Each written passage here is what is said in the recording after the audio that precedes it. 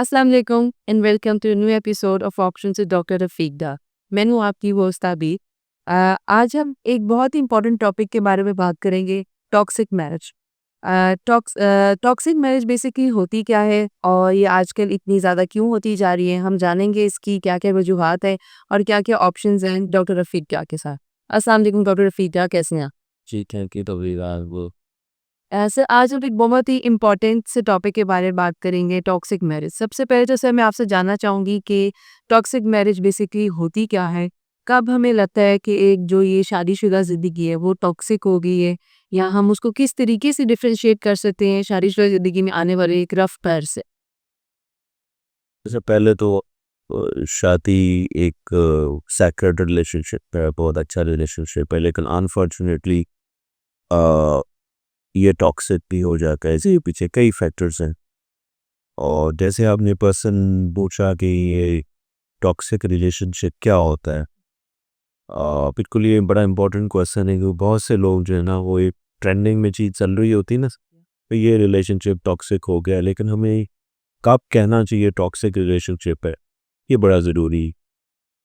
अच्छा, according to studies या जो मेरा एक एक्सपीरियंस नॉलेज, जो मैं समझता हूँ कि टॉक्सिक रिलेशनशिप वो रिलेशनशिप होता है जिसमें कंटिन्यूस किस्म की मैनिपुलेशन हो, ठीक, पार्टनर्स में, ठीक। चाहे वो मेल फीमेल से कर रहा हो, चाहे फीमेल मेल से कर रही हो, दोनों की तरफ से कोई भी अगर कंटिन्यूस मैनिपुलेशन है, जिसमें गैस लाइटिंग हो सकती है, जिसमें आइसोलेशन टेक्निक्स लोग यूज़ कर रहे होते हैं, या यानी कि डार्क साइकोलॉजी की कोई भी अगर टेक्निक मुसलसल यूज़ हो रही है और कंटिन्यूस अब्यूज़ है, कंटिन्यूस इग्नोर करना है, ठीक है, और कंटिन्यूस डिसरिस्पेक्ट है, तो जो कंटिन्यूस अगर ये सिलसिला चल रहा है ना, ठीक है ना, इसमें ज़ाहिर है मिनिमम पीरियड में कहता हूँ 3-4 हफ्तों से लेके मतलब, ठीक। हाँ, ये होता है कि किसी वजह से आप थोड़ी देर के लिए किसी की आप रिस्पेक्ट ना करें, थोड़ी देर के लिए किसी को इग्नोर करते हैं, कोई ख़ास वजह के ऊपर, जी, तो ये एक नॉर्मल चीज़ें होती हैं, शादीशुदा रिलेशनशिप में ऐसी चीज़ें होती रहती हैं। लेकिन जब यही चीज़ें, ये जो मैंने अभी बताई है, एक लंबे अरसे के लिए कंटिन्यू हो जाए, तो जिसकी वजह से आपका जो सर्वाइवर है, ठीक है, वो भी डिस्टर्ब हो रहा हो, आपकी फ़िज़िकल हेल्थ डिस्टर्ब हो रही हो, आपका रिलेशनशिप डिस्टर्ब हो रहा हो, आपके अंदर साइकोलॉजिकल इश्यूज़ आना शुरू हो जाए, आप समझ लें कि आप एक टॉक्सिक रिलेशनशिप में हैं। सर क्या क्या वजूहात होती हैं टॉक्सिक मैरिज की, टॉक्सिक रिलेशनशिप? देखिए, ये कल्चर टू कल्चर वेरी करनी चीज़, ठीक है? कल्चर टू कल्चर, देखिए रिलेशनशिप का टॉक्सिक होना, इसकी कोई वजह भी हो सकती, ठीक है? अब ये ज़ाहिर है कम्युनिटी टू कम्युनिटी या कल्चर टू कल्चर चीज़ें वेरी करती है।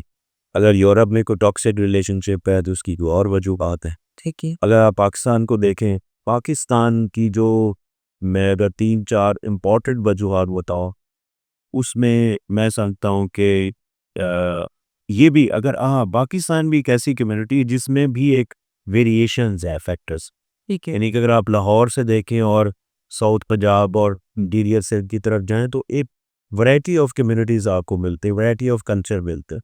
लाहौर में कुछ और वजूहत हो सकती हैं, साउथ पंजाब में कुछ और वजूहत हो सकती है। तो अनफॉर्चुनेटली पाकिस्तान का जो कल्चर है ये बड़ा डाइवर्स किस्म का कल्चर है, ड्यू टू आप ये कह लें कि एक अनबैलेंस एजुकेशन है। कहीं पे आपको बच्चे एचईसन में पढ़ते हुए नज़र आएंगे, कहीं पे आपको स्कूल ही मुयस्सर नहीं है। इस वजह से एक वेरिएशन है। तो अगर आप इसको फैक्टर्स की बात करें या रीजंस की बात करें कि टॉक्सिक रिलेशनशिप क्यों होते, उसमें मेरा ख्याल है कि ओवरऑल अगर मैं जेनेरिक बताऊं तो इसमें जो फोर्स्ड मैरिजेस हैं कि ये एक वजह हो सकती है कि जब आपको फोर्सफुली आपकी शादी कर दी जाती है या आपकी मर्जी भी नहीं है, ठीक है, जो कि हमारे 70% जो हमारा पाकिस्तान है वो शायद यही करता है। बहुत कम लोग हैं जहाँ पे चॉइस होती है, जहाँ पे बच्चों से पूछा जाता है, थोड़ी सी आज़ादी होती है। तो बहुत कम परसेंटेज है लोगों की या फैमिलीज़ की जो इस चीज़ को फॉलो करते हैं। लेकिन जब फोर्स मैरिज होती है, तो फोर्स मैरिज होने की वजह से क्या होता है कि इब्दा या आपकी एक एक रिलेशनशिप इश्यूज आते हैं जो कि वजह बनते हैं, और उसकी वजह से फिर आप सर्वाइव भी करते हो और फिर किसी न किसी वजह से आपकी लड़ाई होगी। फिर एक और बड़ा फैक्टर जो है वो हमारे यहाँ, जो मैं मदर ऑफ द फैक्टर्स कहूँगा, वो आपका फैमिली सिस्टम, ठीक जिसे मैं जॉइंट फैमिली सिस्टम कहता हूँ। अब जॉइंट फैमिली सिस्टम को शायद हम इस्लाम का एक वो धावा लगा देते हैं कि शायद, हालांकि कोई इस्लाम में ऐसी चीज़ होती नहीं। हम जब ऐसे कह देते हैं कि जी ये वह हम मुसलमान हैं या हमें इकट्ठा रहना चाहिए, तो इकट्ठा रहने का शायद कोई इस्लाम में मकसद और होता है, लेकिन हम उसको जॉइंट फैमिली सिस्टम के ऊपर लेके आ जाते हैं। जब जॉइंट फैमिली सिस्टम होता है तो वो टॉक्सिक कपल के लिए कैसे टॉक्सिक बनता है, उसमें ये होता है कि जो आपके पेरेंट्स होते हैं, एक एक न्यूली मैरिड कपल आया ना, फर्ज करें वो एक अच्छा कमा रहा है, अच्छा सोर्स है उसका अर्निंग का, वो अपनी पूरी फैमिली को सपोर्ट कर रहा है। जैसी उसकी शादी होती है तो जाहिर है उसकी वाइफ के लिए भी उसने कुछ करना है। जैसी जब उसके लिए वो कुछ करना कर शुरू करता है तो जितनी भी फैमिली होती है वो उसके पीछे हाथ होके पड़ जाती कि अब ये तो लड़का हमारे हाथ से गया ये। अब उसको उसको कंट्रोल करने के लिए वो मैनिपुलेशन इतनी करेंगे कि मियाँ बीवी का रिलेशनशिप खराब करवाने की कोशिश करे, ठीक है जिसकी वजह से वो रिलेशनशिप एक टॉक्सिक रिलेशनशिप की शक्ल इख्तियार कर रहा है। यानी कि हमारे यहाँ आपने अक्सर देखा होगा, मैं एक आपने भी टर्म सुनी होगी, वो क्या कहते हैं, वो मामाज को बाबा हुए तो समटाइम हमारे जो लड़के हैं वो पेरेंट्स के लिए इतना उनको कोई अथेंटिक समझते हैं कि वो अपनी वाइफ को कॉम्प्रोमाइज करना शुरू कर देते। अब वाइफ कहती कि मैं भी इतनी दूर से आ गई हूँ, घर पार छोड़ा है मैंने, इधर आई हूँ, मेरी कोई वैल्यू ही नहीं है। जैसे अब वो कितनी देर वो सरवाइव करेगी। तो हमारा ये जो जॉइंट फैमिली सिस्टम, फिर वो उसमें ये होता है कि लड़का जो है वो बड़ा कंट्रोल्ड होता है। उसको कंट्रोल इस वजह से होता है कि एक तो उसकी कंडीशनिंग होती शुरू से कि माँ बाप ने जो कहना है यस कहना है, बड़े भाई ने जो कहना है, बड़ी बहन ने जो कहना है, वो उनकी बातें उनके लिए अथेंटिक होती। यस। अब वो इतना इम्पल्सिव हो चुका होता है कि वो अपनी वाइफ को कॉम्प्रोमाइज करना शुरू करता है। ये एक बहुत बड़ा फैक्टर। फिर सर्टन ये है कि फाइनेंशियल इश्यूज होते हैं, और फाइनेंशियल इश्यूज में भी समटाइम में जॉइंट फैमिली सिस्टम के अंदर ही लेके आओ कि फर्ज करें आप इंडिपेंडेंट नहीं हैं, आप इकट्ठे हैं, तो आप जितना आपका अर्निंग सोर्स है वो सारा डिस्ट्रीब्यूट हो रहा है वो लोगों को भी जो कमाते ही नहीं। ये एक बहुत बड़ा फैक्टर है। फिर एक और बहुत बहुत बड़ा फैक्टर है कि अनफॉर्चुनेटली अगर आपका पार्टनर कोई डार्क पर्सनैलिटी से निकल आता, फर्ज करे एक पार्टनर आपका नार्सिसिस्ट है या साइकोपैथ है, तो उसकी तो बाई बहुत पर्सनैलिटी ही ऐसे है, वो तो है ही टॉक्सिक पर्सनैलिटी। यस। तो ये कुछ केसेस में कोई 20-30% में ये भी होता है जो टॉक्सिक रिलेशनशिप होते हैं, उनमें से 20-30% वो पर्सनैलिटी ही टॉक्सिक होती है। तो वो पर्सनैलिटी भरी होगी, मैनिपुलेशन से भरी होगी, चाहे गैस लाइटिंग है, चाहे वो हर्बा यूज़ कर रहा है, चाहे गिल्ट ट्रिपिंग है। वो बड़े-बड़े तरीकों से जो है ना अपने पार्टनर को ऐसा मैनिपुलेट करेगा कि वो कितने दिन वो बर्दाश्त करेगा। एक हाथ में तो वो चीज़ है, एक लावा तो फटना है। करना है बिल्कुल जी। ये कुछ इम्पोर्टेंट फैक्टर्स हैं। सर क्या कौन-कौन से ऐसे साइकोलॉजिकल आप कह दें इफ़ेक्ट्स हैं जो लोग इस तरह के रिलेशनशिप में रह रहे होते हैं? ऐसे कौन से हम साइकोलॉजिकल इफ़ेक्ट्स उनमें देखते हैं कि वो फेस करते हैं टॉक्सिक मैरिज में या रिलेशनशिप में रह रहे होते हैं? देखिए, जहाँ में भी कोई किसी तरह का भी टॉक्सिक रिलेशनशिप होगा, उसमें ज़ाहिर है टॉक्सिक रिलेशनशिप में एक तो टॉक्सिक पर्सन होता है। अब उसको शायद कोई प्रॉब्लम नहीं है, तो क्योंकि वही तो सारा कुछ कर रहा है। हुँ। प्रॉब्लम दूसरी के ऊपर आता है। ठीक है। अब दूसरा बंदा जो होता है, जो विक्टिम होता है, अब विक्टिम में जो साइकोलॉजिकल इश्यूज आते हैं ना, वो डिपेंड करता है तो वो किस तरह की टॉक्सिसिटी, मैनिपुलेशन है, आए दिन मैनिपुलेशन है, अब्यूज है। ठीक है। उससे क्या होगा, उसका एक तो कॉन्फिडेंस का शब्द हो जाएगी, लो सेल्फ एस्टीम होगी क्योंकि रिस्पेक्ट नहीं, इस टाइप लो सेल्फ एस्टीम है तो लो कॉन्फिडेंस है, एनर्जी नहीं है। उसके बाद लाइक एग्रेशन आएगा, फ्रस्ट्रेशन आएगी कि आप एक बड़ी अच्छी फैमिली से आई है। ठीक है, फर्ज करें एक खातून है, बड़ी अच्छी फैमिली से बिलोंग करती हो, घर छोड़ के आई है आपके पास, उसको वहाँ पे रिस्पेक्ट नहीं मिल रही। उसकी इमोशन तो सारे अच्छी अच्छी रिस्पेक्ट वाले हैं, उसको अच्छी रिस्पेक्ट मिलती थी अपने पेरेंट्स से, अच्छा फूड मिलता था। अब यहाँ भी क्या है कि चले खाना पीना दूर की बात है, आपको इज्जत ही जब नहीं मिलती, आपको फ्रस्ट्रेशन नहीं होगी। अब फ्रस्ट्रेशन होगी, एग्रेशन आएगा, उस एग्रेशन में आप हो सकता है कोई बात ऐसी कर दें जिसकी वजह से आपको उसका और ख़मियाज़ा भुगतना पड़े। तो ज़ाहिर है साइकोलॉजिकल इश्यूज़ तो बहुत ज़्यादा आते हैं। इस तरह के साइकोलॉजिकल इश्यूज़ भी आते हैं कि आप सुसाइड करने की आपको यानी कभी सुसाइड केसेस भी नोट हुए इसी टॉक्सिक रिलेशन जो लोग बर्दाश्त नहीं कर सकते और सुसाइड कर रही। हाँ, ये भी इस लेवल तक भी आपको साइको सोशल इश्यूज़ फेस करने पड़ते। चाइल्डहुड एक्सपीरियंसेस इस चीज़ में किस तरह का रोल प्ले करते हैं? लेकिन अगर आप एक आपका जो ब्रॉट अप है वो टॉक्सिक फैमिली में हुआ, यानी आपके पेरेंट्स एक टॉक्सिक रिलेशनशिप से गुजरे, ठीक है, तो ऑब्वियसली एक बच्चा वो उनको कंडीशन कर रहा होता, उनको कॉपी कर रहा होता, उस तरह के बिहेवियर्स को कॉपी कर रहा होता, उसकी पर्सनैलिटी वैसे ही डेवलप हो रही होती, ठीक है। तो जैसे उसकी पर्सनैलिटी डेवलप होती है, जैसे भी उसकी शादी होती है, तो क्या होगा, वो भी इसी तरह से कॉपी करेंगे, वो भी उनको वही कॉपी क्या कर कॉपी चीज़ें हो चुकी है। अब उसके बिहेवियर में ऐसी चीज़ें होगी, उसके बिहेवियर में मैनिपुलेशन होगी, उसके बिहेवियर में कंट्रोल होगा, उसके बिहेवियर में अब्यूज़ होगा। तो अब्यूज़, कंट्रोल, मैनिपुलेशन ये टॉक्सिक रिलेशनशिप बनाएगी। तो बहुत इम्पोर्टेंट है कि आप आपका ब्रॉट अप किस फैमिली में हो, आपका चाइल्डहुड जो है वो बहुत मैटर करता हो। सच एक बात बड़ी कॉमन कही जाती है कि सक्सेसफुल मैरिज जो है वो तभी होगी जब आप कॉम्प्रोमाइज़ करेंगे। ठीक है, माना कॉम्प्रोमाइज़ होता है तो एक कब हमें ये फ़ील होता है, कब ऐसा हो कि अगले बंदे को पता चले कि हेल्दी कॉम्प्रोमाइज़ आपका उसको डिफरेंशिएट बेसिकली वो कर पाए हेल्दी कॉम्प्रोमाइज़ में और टॉक्सिक एंडोलेट्स में। इसमें डिफरेंशिएट कैसे वो कर पाए? देखिए कंप्रोमाइज़ होता है जो पॉजिटिव चीज़ें होती हैं, ठीक कंप्रोमाइज़ होता है डिसीजन में। फ़र्ज़ करें कि एक एक बीवी की ख्वाहिश है कि हमारे घर में गाड़ी होनी चाहिए, ठीक है, बड़ी गाड़ी होनी चाहिए या एसयूवी होनी चाहिए या सिविक होनी चाहिए। लेकिन मियाँ जी कहते हैं कि नहीं मैं अभी अफ़ोर्ड नहीं कर सकता, तो हम कोई 1000 सीसी गाड़ी ले लेते। तो वो इसके ऊपर अगर मान जाती तो ये कंप्रोमाइज़ है। ठीक। यानी कि इस तरह की जो लाइक डिसलाइक के ऊपर जो चीज़ें करनी है ना पॉजिटिव वो पॉजिटिव कंप्रोमाइज़ कि एक हस्बैंड एक फैमिली की तरफ नहीं जाते, लेकिन वाइफ का आना जाना उधर है, उनके रिलेटिव्स हैं, तो हस्बैंड को चाहिए कि चलें अगर कोई ज़्यादा प्रॉब्लम नहीं हुआ तो वो भी जाना शुरू कर दे। ठीक। ठीक है, तो इस तरह रिलेशनशिप में कहीं आप किसी के साथ चले जाते हैं, तो ये इस तरह का पॉजिटिव कंप्रोमाइज़। लेकिन जो टॉक्सिक रिलेशनशिप होते हैं ना उसमें कंप्रोमाइज़ की तो बात ही नहीं होती, ठीक है ना? वो तो वन साइडेड होता, ठीक, वो वन साइडेड कम होता।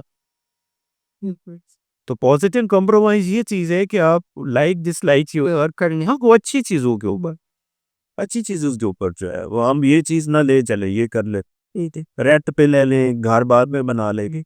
ये इस तरह की चीज़ों पे कॉम्प्रोमाइज़ ये हेल्थी और ये करना भी चाहिए। हाँ।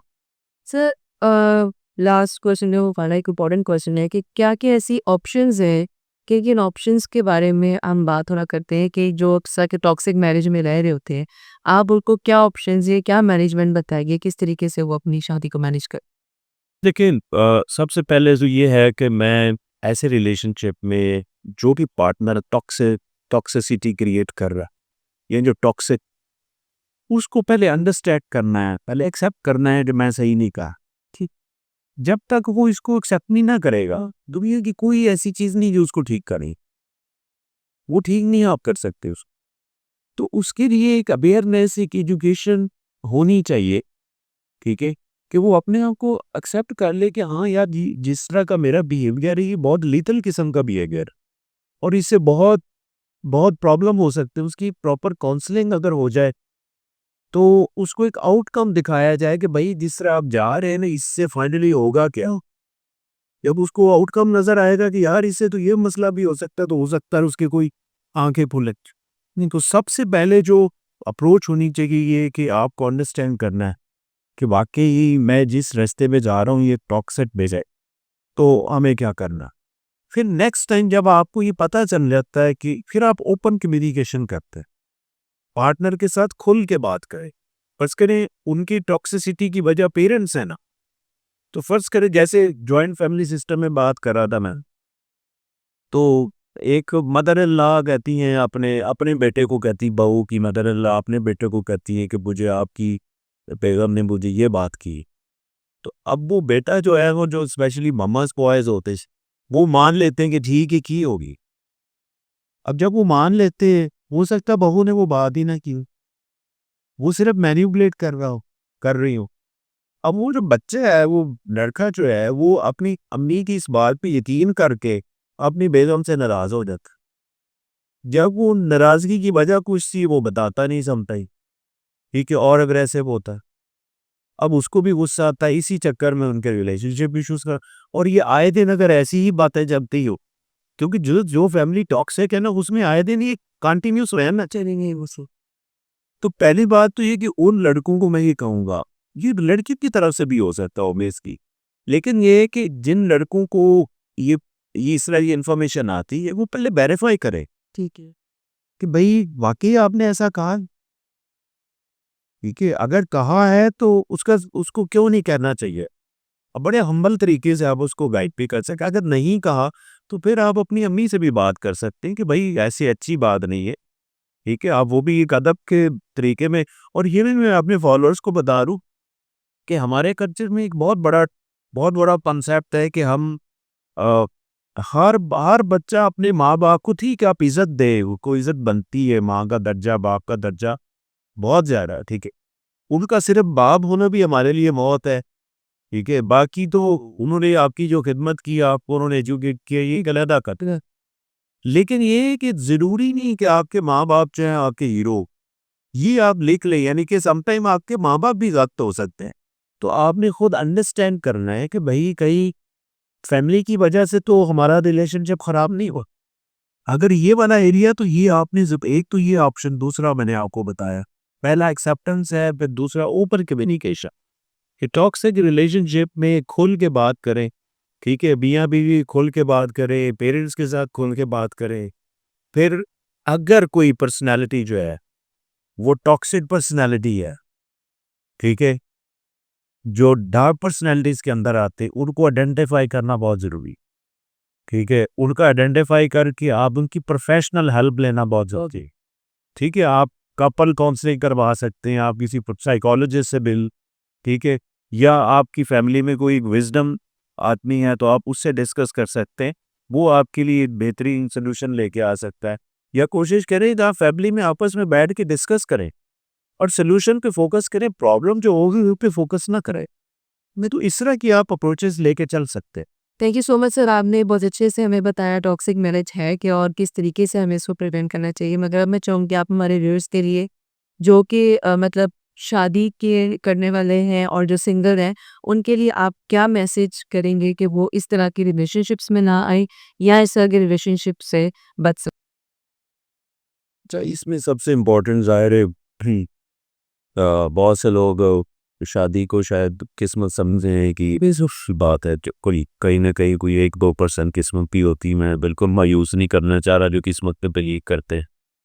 और कुछ लोग ये समझते हैं कि जी जोड़े जो है वो शायद आसमानों में बनते, तो शायद बनते होंगे, ठीक है। और जो समझते हैं, लेकिन मेरी कुछ एडवाइसेस हैं इस सिलसिले में। पहले तो ये है कि शादी से पहले आपने अपने लॉजिकल माइंड को ज़रा थोड़ा सा एक्टिव कर, ठीक है। अपनी चीज़ों को कैलकुलेट करनी, ठीक है।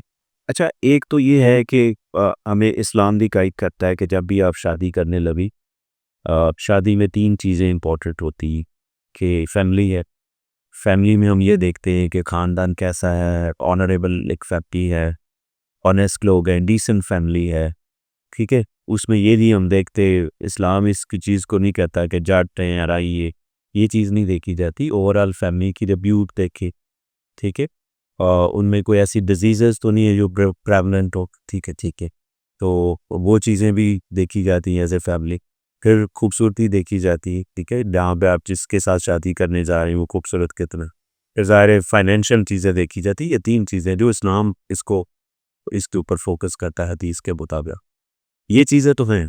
जब आप ये चीज़ें कर ले, उसके बाद जिस पर्सन से आपने शादी कर ली है, उस पर्सन में आप कुछ और देखें ना देखें, एक खूबी ज़रूर देखें।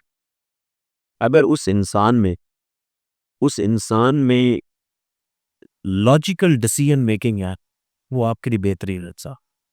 जो मतलब लॉजिकल डिसीजन करता ना, वो क्या-क्या करे, वो हर चीज़ कर ले, ठीक।